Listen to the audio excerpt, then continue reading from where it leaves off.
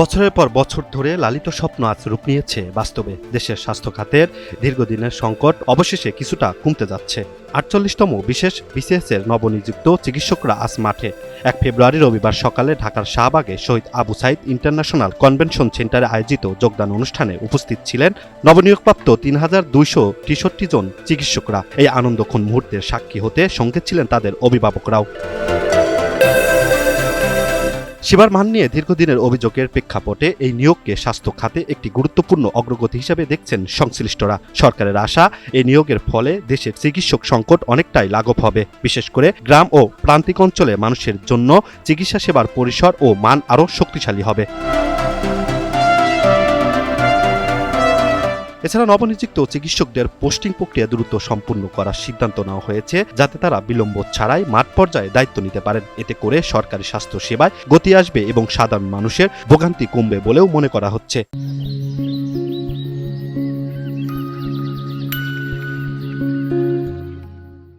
বাংলাদেশের এই ৫৪ বছরের ইতিহাসে স্বল্পতম সময়ে যে নিয়োগ হলো, সেটাকে যদি আপনার জটিলতা হিসেবে উল্লেখ করেন, এটা প্রথমে একটা নেগেটিভ কনোটেশন নিয়ে নেয়।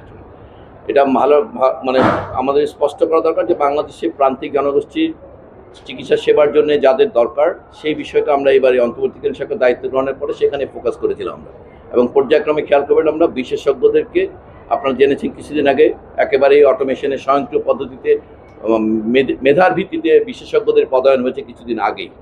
তারপরে এখন চলমান হচ্ছে সেখানে কর্মরত মেডিকেল অফিসারদের পদায়ন।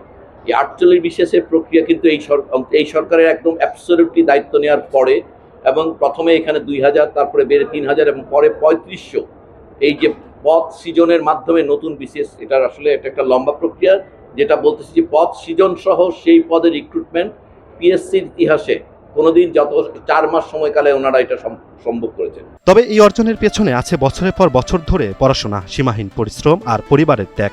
অবশেষে সেই কষ্টের ফল হাতে পেয়ে দেশের মানুষের জন্য কাজ করতে প্রস্তুত নবনিয়োগপ্রাপ্ত চিকিৎসকরা। নিজেকে অনেক ধন্য মনে হচ্ছে, সৃষ্টিকর্তার কাছে অসংখ্য ধন্যবাদ এই দিনটা আমার জীবনে আনার জন্য।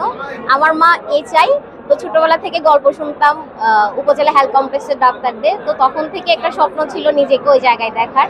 আমি আসলে একজন সহকারী ডেন্টাল সার্জন হিসেবে আজকে নিয়োগপ্রাপ্ত হয়েছে। আমি আসলে খুবই ভাগ্যবান অনুভব করছি যে মহান আল্লাহ তাআলা আমাকে মানুষের সেবা করার সুযোগ দান করেছেন। আমি উপজেলা পর্যায়ে গিয়ে মানুষের আসলে যে সমস্যা, মানে যেই ধরনের চিকিৎসা প্রয়োজন, আমি তাদেরকে সেটা প্রোভাইড করতে চাই। ভাষায় প্রকাশ করার মতো না। তো এটা আসলে কিভাবে কম কথা বলা যাবে জানি না। অনেক অনেক খুশি, অনেক ভালো লাগতেছে। আমি ডাক্তার শারাফ সালমানি আঁখি, আমার বাড়ি ১০ মিনা পটুয়াখালী। আমি ৪৮তম বিসিএস এর স্বাস্থ্য ক্যাডারে সহকারী সার্জন পদে আজকে যোগদান করলাম।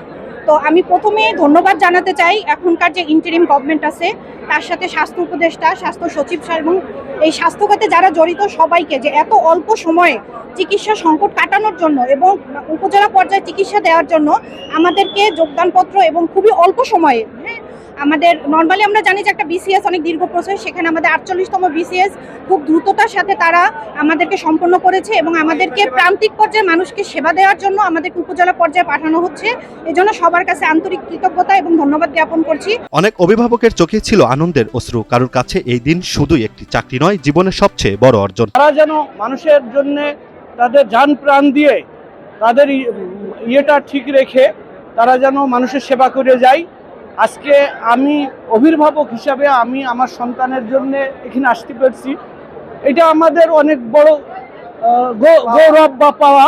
আমি নিজেও ডক্টর, আমি নিজেও হচ্ছে আমরা দুজন মিলেই পড়াশোনা করেছি, কিন্তু আমার হয়নি, কিন্তু ওনার হয়েছে পড়াশোনা। ও হচ্ছে গিয়ে ডিগ্রির পাশাপাশি, এখানে আরও অনেক ডক্টরই আছেন ডিগ্রির পাশাপাশি পড়াশোনা করে, বিশেষ তো খুব অনেক পড়াশোনা করে তারপরে হচ্ছে গিয়ে ডিগ্রিটা নিতে হয়। এটা আসলে অনেক লেন্দি একটা ব্যাপার। তারপরেও যে এতটুকু পর্যন্ত এসেছে, পিছনে আমি, আমার বাবা, ওনার মা বাবা সবাই হচ্ছে গিয়ে একসাথেই কাজ করেছি। শুরু হলো নতুন এক পথ চলা। এখন চ্যালেঞ্জ একটাই, এই চিকিৎসকদের যথাযথ ব্যবহার, নিরাপদ কর্মপরিবেশ এবং স্বচ্ছ ব্যবস্থাপনা নিশ্চিত করে দেশের স্বাস্থ্যসেবায় বাস্তব ও টেকসই পরিবর্তন আনা। সঠিক পরিকল্পনা ও কার্যকর তদারকির মাধ্যমে এই নিয়োগ যেন শুধু সংখ্যায় নয়, সেবার মানেও দৃশ্যমান অগ্রগতি নিয়ে আসে, এমনটাই প্রত্যয় সবার। নতুন এই চিকিৎসকরা যোগ দেওয়ায় দেশের চিকিৎসা সেবায় নতুন পরিবর্তন আসবে বলে বলছেন সংশ্লিষ্টরা। Imran Hussain, NTV online.